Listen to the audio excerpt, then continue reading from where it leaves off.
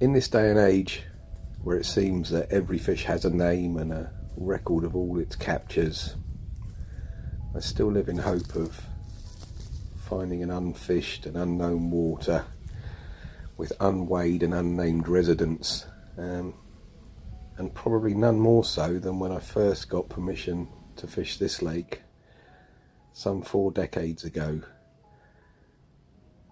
And back then I arrived on this dam wall, breathless, in this very spot, and lowered in a cube of floatfish luncheon meat and immediately caught a 5-pound carp, which was a big fish for me then, right in front of me here. Unfortunately now, the area that I fished then is long since become dry land and is about 12 foot away from the water. And it seems that the intervening years since I first arrived here have been unkind to both of us. The lake's got smaller, I've got bigger, and we've both become slightly overgrown. But now, knowing what I know about the place, it seemed an ideal opportunity to give a run out to some of my older fishing tackle. So it's an old Aerial Allcocks reel that's about 100 years old and a much more modern cane rod, but certainly in keeping with that time period.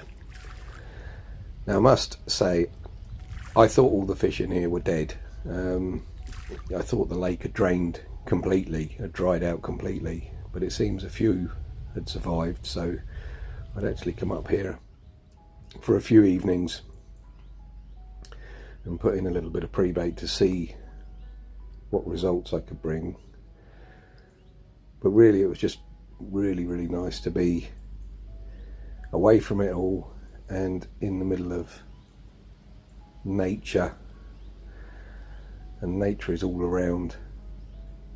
While I was stood there, a small herd of fallow deer came trotting along the bank, including an albino deer, which is a fairly rare sight,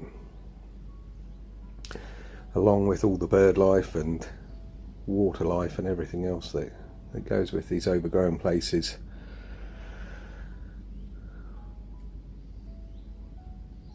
But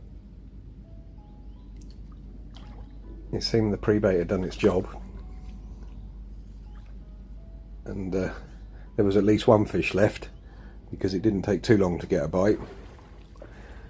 And something you do notice in these shallow waters is that where fish can't go down, they go along at a great rate of knots. And although the trees are overhanging on the far side there is actually enough water underneath them for the fish to get under, so I was having to be quite firm so as not to let this fish gain the sanctuary. But as I say, back when I first fished it, my very first fish was a 5-pounder, and that wasn't a personal best, but it was certainly a size of fish that I might only see once or twice in a season.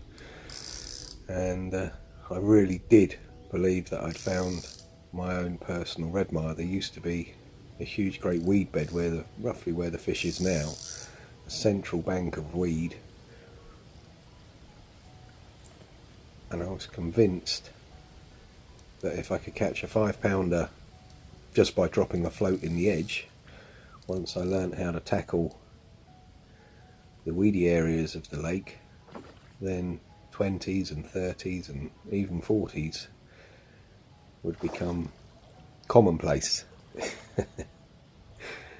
Now the lake was much deeper then, as you can see from the opening shots. You know, the water level's in by, or the bank is now 12 foot, 10, 12 foot all the way around. There's a dry band, which means that the level's dropped by a good couple of foot, and maybe a little more in the middle by the time you take the silt into account. But these carp are still very special nonetheless. And this is possibly one of the things it does share in common with Redmire, in that the only fish present are this Galician strain of carp that were obviously introduced to Redmire. Whether these were introduced by Donald Leaney directly or indirectly, I've never been able to find out, but I did quite a lot of research on the place, and talking to people that work on the estate, they remember fish being there certainly in the mid-50s, carp been present, and no one can remember it being stocked, so it puts it in the right sort of time frame. It is also a lake that is attached to a manor house, and it is also a lake, like Redmire, that suffered heavily from weed, so that's probably why the carp were originally introduced. Unfortunately, the shallow nature of the lake seems to have made the growth rates very boom or bust, and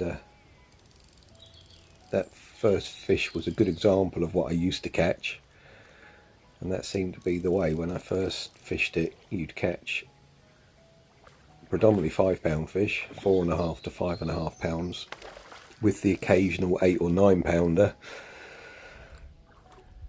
and then it seemed to be that you'd catch a lot of 2-pound fish with the occasional 9 to 10 pounder, and it does seem that these are a very slow maturing fish,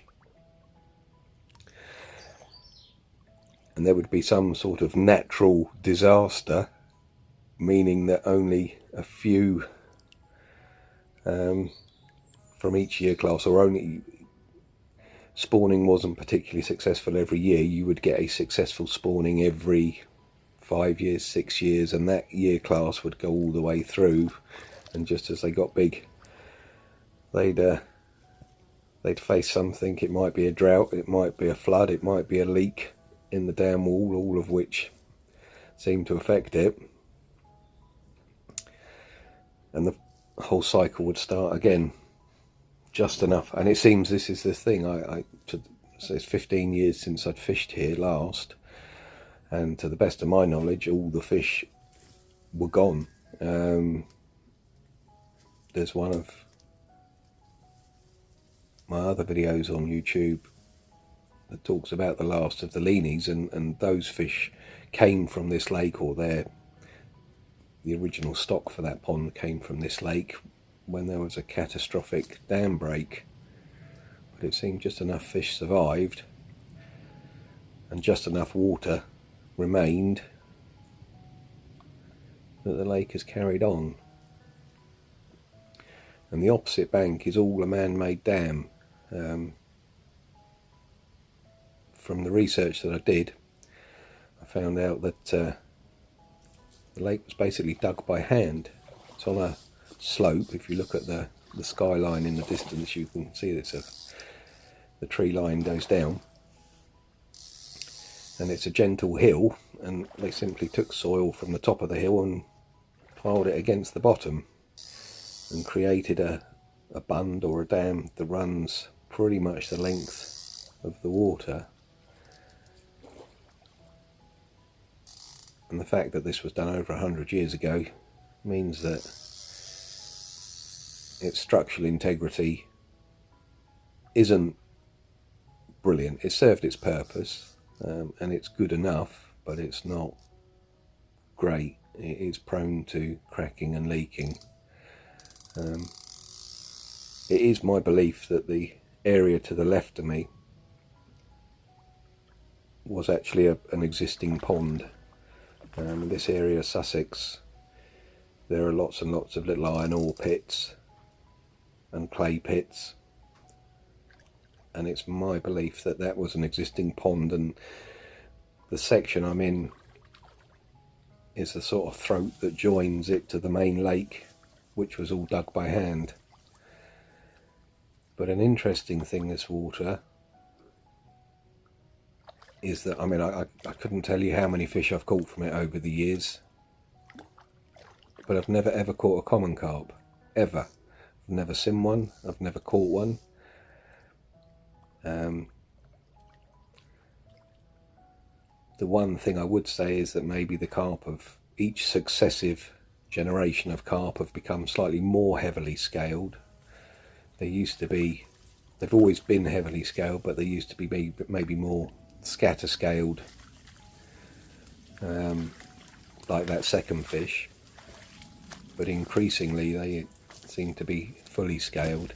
And this fish, I thought for a second, was my first common carp from here, but it is actually just a scale perfect, fully scaled mirror, but probably the smallest scales that I've seen on any fish or their progeny from this particular water.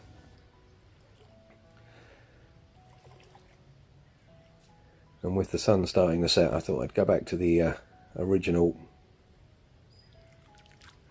spot just for one last go. There's clearly more fish in here than I thought, although I don't think there's huge numbers. And the hook bait was just a simple lump of bread flake squeezed around a hook and fished under a little blob float, which is a sort of inline float, so there's no weight on the line at all. And you can see there was a fish feeding close there. And then sure enough, just a few seconds later, there was a twitch, followed by a sail away bite. And again, this fish went absolutely balmy and charging about in the shallow water.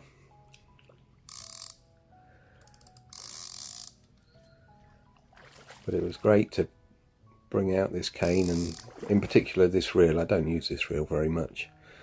I should use it more. The eagle-eyed amongst you will notice that it's actually on the rod back to front, and the line guard is going around the back of the spool. And the reason for that is that for many years centrepins were made to be wound with your right hand, and obviously coming into angling in modern times means that I tend to hold the rod in my right hand and the reel in my left, so rather than re-drill the holes, I just put it on there back to front. And again, it's another pretty little fully scaled with these big plated scales.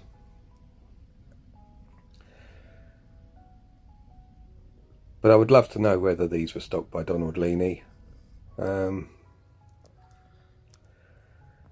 His fish got moved all over the country, so whether it was, as I said, whether it's an official stocking or an unofficial stocking or an unrelated importer, I don't know, but I'm certainly not going to leave it 15 years again before I return, that's for sure.